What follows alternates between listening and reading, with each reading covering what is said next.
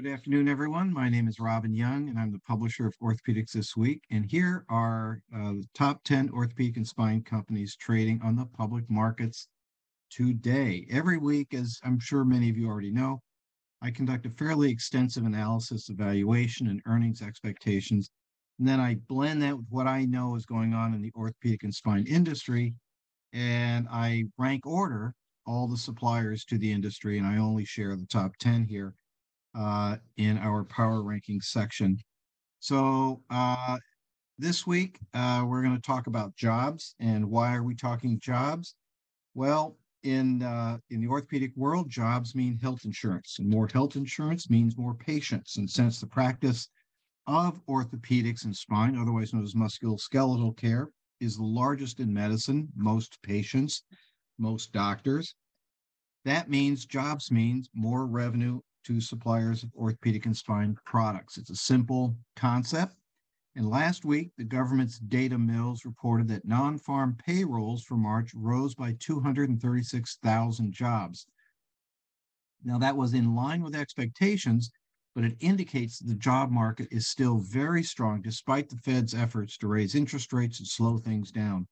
Unemployment is at 3.5%. Put that in perspective. Remember, 4% is considered full employment. So that indicates it's still a tight labor market. And the labor force participation rate is at 65%, 62.6%, which is a new post-COVID record.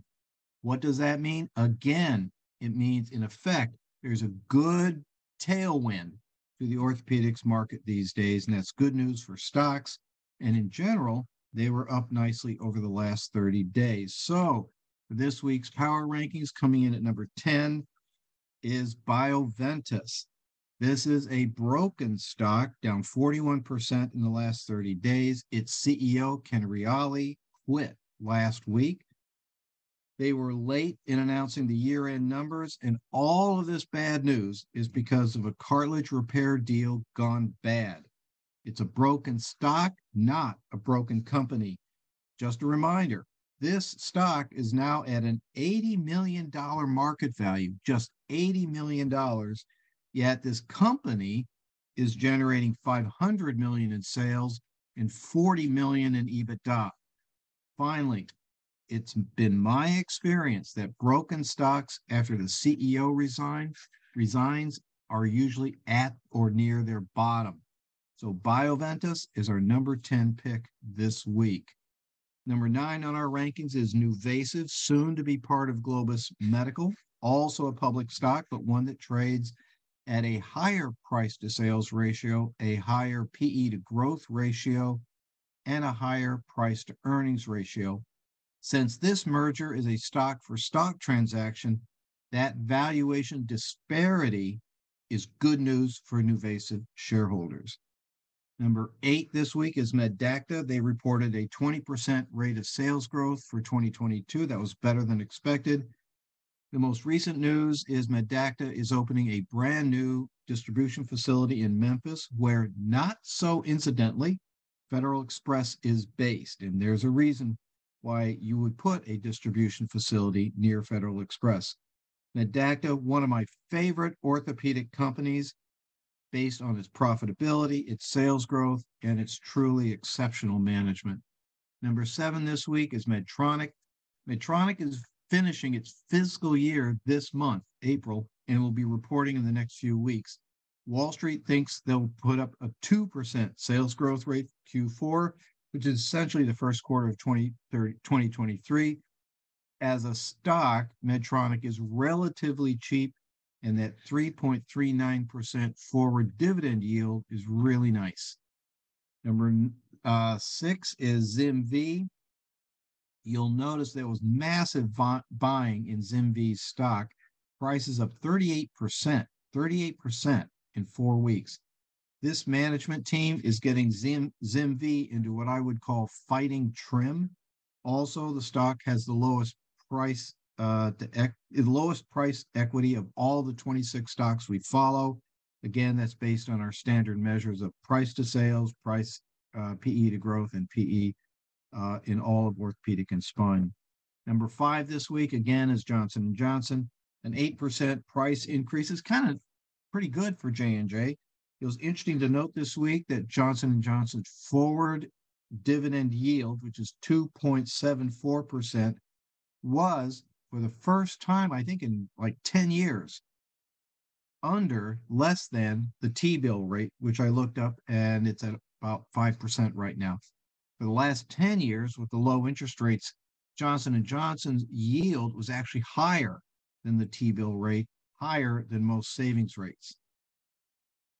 Coming in at number 4 this week is Zimmer Biomet. Now, those of you who've been reading the power rankings for a while know that Zimmer Biomet is a perennially top-ranked stock in our power rankings. It's a great value compared to other orthopedic equities, solid balance sheet, exceptional profit margins, and this is a particularly strategically savvy management team. They will outperform, I think, orthopedic industry average growth rates for the foreseeable future. Number 3 this week is Pacira Biosciences. They were number 1. They did a curious move, which I would love to know more about. Pacira paid off its low interest rate loan facility and then terminated it last week. So remember, during the era of low interest rates, it paid companies to borrow at 1 or 2 or 3% interest rate.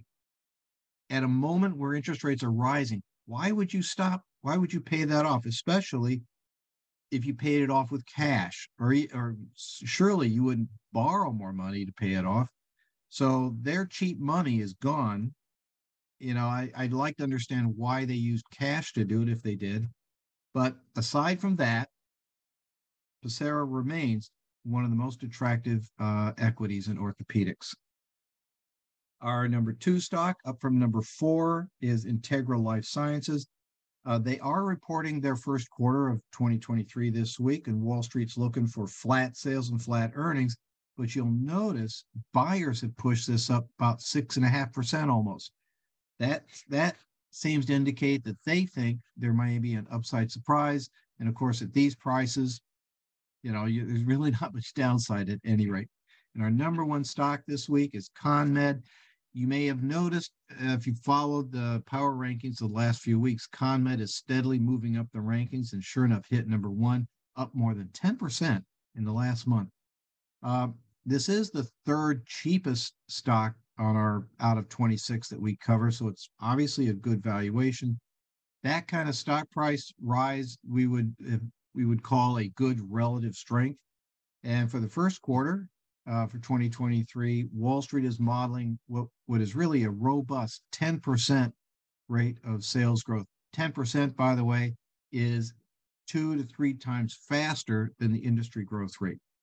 So those are the top 10 orthopedic and spine companies this week. For more information about these companies and the entire world of orthopedics, please go to ryortho.com. And thank you all very much.